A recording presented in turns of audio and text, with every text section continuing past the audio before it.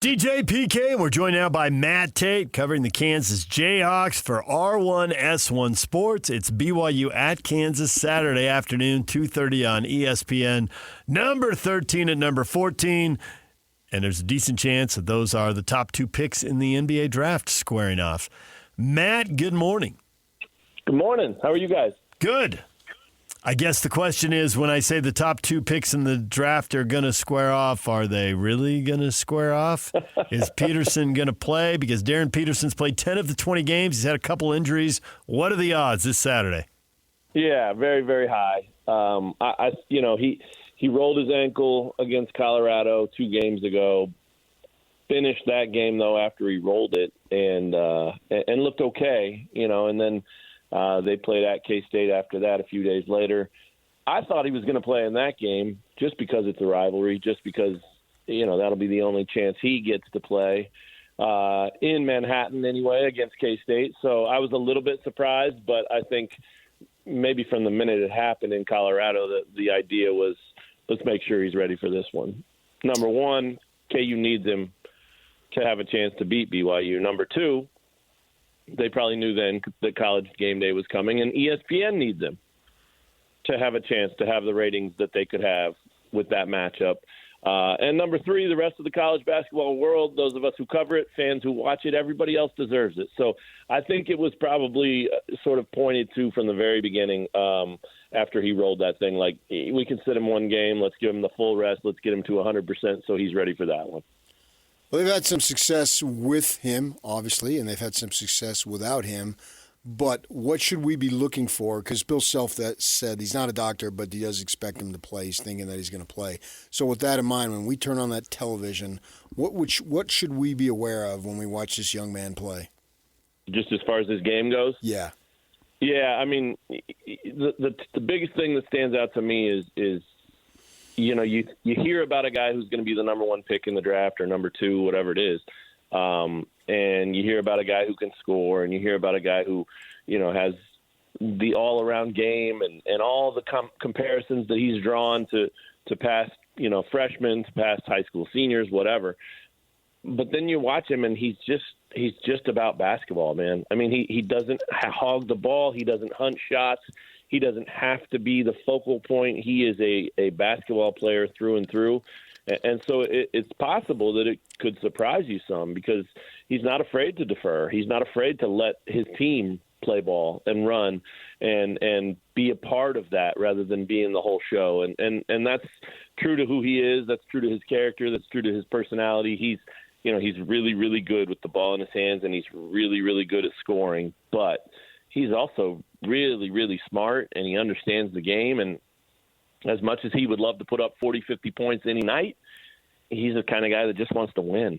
And whatever that means, sometimes he knows that means he's got to take shots and force the issue and be aggressive. Sometimes he thinks, let me get my teammates involved. Sometimes he thinks, let me be a decoy and let them cook, and I'll just kind of hang out and draw some attention over here. So I think that, while that's not one thing, I think it's something that people might be a little bit surprised about it, because you kind of do think of a guy with his pedigree and his hype as a guy who you're going to turn on the television and you might see him shoot 30 times.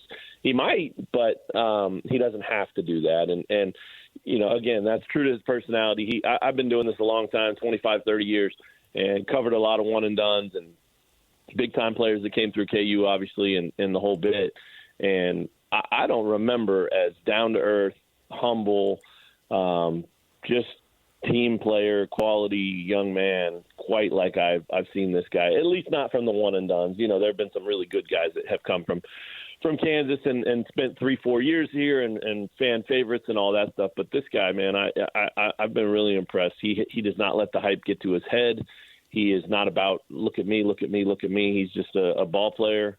And if he could play basketball 24 hours a day and didn't have to sleep, I think he'd do it. Mm-hmm. How do teams try to defend him? Obviously, he's an awesome talent, or we wouldn't be talking about, getting picked 1, 2, 3 in the draft. Do they try to deal with him man up? Do they zone? What do they do? Seen a little bit of everything. If you've got a guy, and Baylor did, if you've got a guy that you think you can confidently put on him, teams have not been afraid to to try to let that guy win that matchup. But there's been a lot of crowding. There's been a lot of, jumping ball screens and doubling him off of that. Just as much as anything, just trying to make him give the ball up, right? And so he's comfortable with all of it. I don't see him get rattled really ever. And again, to your point, we've only seen him play 10 games. So, and even in some of those 10, he only played a half or just over a half, so it's not a huge sample size that we've seen, but I think we've seen enough to know that whatever teams try against him, he's willing to sort of dissect it and make the basketball play, right? He doesn't panic. He doesn't force things. He doesn't get out of character. He just, if they're going to jump him on a ball screen and send two to him and crowd him and try to push him up the floor, well, he's going to look over the defense and realize that means somebody else is open and get the ball to where it needs to go quickly so they can get a bucket. So doesn't mean it always works. Doesn't mean he's perfect or flawless or anything like that. I mean, he's got turnovers. He's forced shots. He's done, things that all basketball players do. But I haven't seen just one approach to trying to defend him. If there is one, though, that I think you see most often, I do think it's that idea of crowding him, and trying to make him give it up.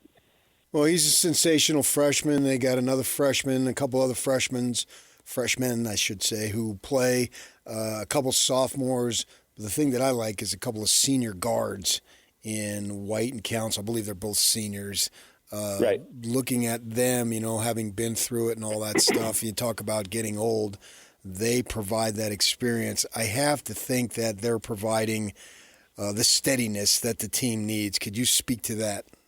There's no doubt about it. And a lot of that comes from when Darryn hasn't played. I mean, when he was out, especially early in the season when he was dealing with his cramps and his hamstrings, or hamstring, I guess, those guys had to step up. And I think that they being the Kansas basketball program and Bill Self specifically, I mean, they always kind of view that as long as we can get Darryn back, this could be a good thing because it forces those guys to assert themselves. It forces them to play a role that could be beneficial when they plug Darryn back into the lineup. And we've seen the good and the bad of that. I mean, it took him, he started the first 6 games of conference play, and that was obviously a really good stretch after he missed so many in the non-conference. So, it was great to see them get him back, but it was also, there was a learning curve there. They've looked really good with him, and then they've looked early on. There were times where they looked like they didn't know how to play with him. And I think that's natural. I think that's, any team would probably fall into that when you're adding a guy, especially a guy that talented.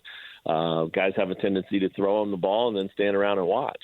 And it doesn't show up quite as much anymore. I think they've figured out, how they fit around him and how he fits with them and how it all clicks. They've still got work to do in that area, though. But Trey White and Melvin Council have been a huge part of that with and without him.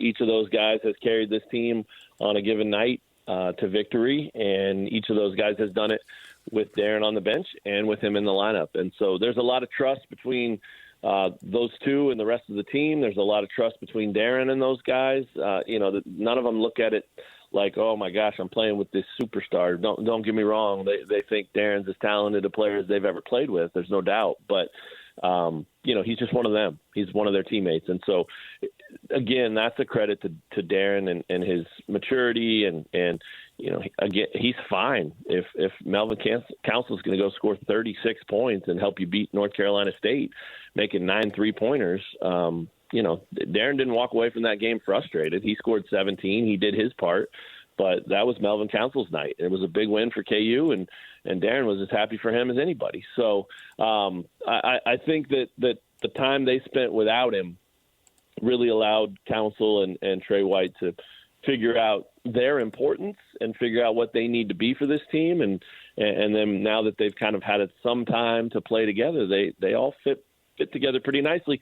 And they should, right? I mean, Bill Self, when he knew he had Darryn coming in, a big part of his portal searching was, I want to find guys who fit around what Darryn brings. I want to find guys who who play the style we need and can do what they need to do offensively to fit with them, but also defensively. And so it makes sense. I mean, Bill Self's a Hall of Famer, and that's what he sought out to do when he built this team. So for a long time, they didn't have the luxury of even knowing if that worked because Darryn wasn't in the lineup. But as we've seen him in the lineup now, it does look like it worked. And this team's far from perfect, but they are hot right now, and you can definitely see that when they're whole and when everybody's understanding their role and playing well together, they're as tough out as anybody. Matt Tait covers the Kansas Jayhawks for R1S1 Sports. He's joining us here to look ahead to Saturday afternoon's game at Kansas. And I'm curious because BYU has beaten Kansas the last couple of years. There is a time, not that long ago, when there'd be some seniors saying, we owe them. They beat us last year's. But in this era, there's two freshmen playing big roles who obviously don't have any history. You got Council's on his third team in 3 years. White's on his fourth team in 4 years. Is all that stuff just for the fans, and can they wind the team up, or it just doesn't matter? Yeah, it's funny you say that because the K-State game last weekend in Manhattan was it's KU K-State. It's an in-state rivalry. It's big. K-State had beaten KU over there 3 in a row and with inferior teams. And that's part of the beauty of college basketball, right? Those fans get up for that. Those players get up for that. And K-State's had some success recently, but KU got them the other day. And in the post game, Coach Self talked about how, look, I get it. We try to preach to these guys that this rivalry matters, but it's really hard for it to matter to them when they haven't ever experienced it before. They're not from Kansas. They may never play in it again. The seniors certainly won't, right? And so, obviously they preach it and they want their players to understand it, but it's different when what you just said, 3-4 year seniors and juniors that have gone through it and been on that ride over their careers. But Self pointed out, to heck with the players. I'm the one that's got to live here. It matters to me. And so I made sure to tell them that if it matters to me, it damn sure better matter to you. And so that's sort of the new era way of doing that, right? It's not a personal thing to the players anymore because they don't have experience in it, but they can make it personal because it's personal to their coach, and obviously you want to make your coach happy whenever you can, right? So I thought that was really clever, and I don't think it was a gimmick or a shtick by any means. I think that's very much how Self views it and how he feels about it, and so this will be the same sort of thing. It's not the same kind of rivalry as an in-state rivalry that you've been playing for 100 years or anything like that. But Self remembers going out there last year and getting rocked. That game was ridiculous, right? 91-57 or something. It was not a good stretch. Not a lot of these guys were on that team. A couple were, but Bill was, and it was embarrassing for him. And so he's going to preach that, I'm sure, and has throughout the week. They've been off all week, so I'm sure he's reminded them that, we're Kansas. We don't get beat like that, and so this is personal to me, so let's find a way to get them back. And whether it works or not, maybe it works sometimes, maybe it doesn't other times, maybe it works every time. I don't know, but it's definitely the new way of doing it. And I was looking at BYU's roster before you called. I don't think there's been very many guys on that team that were there last year either, right? I mean, maybe a couple, but it goes both ways, doesn't it? Yeah, what do you got, Saunders and Keita? Right, yeah. Right, yep. And obviously Saunders was a big part of it. I mean, he had a great game, and they have a ton of respect for what he can do and how talented he is. So, he'll be the focal point in that regard, but obviously no one's going to be more of a spark and a spotlight on him than AJ. Well, Matt, we're looking forward to the game. Thanks for coming on and giving us a little bit of a preview here and getting us ready for it. We appreciate it. Yeah, sounds good. It should be a lot of fun. My number one thing for this game is I want them both healthy. I think they are.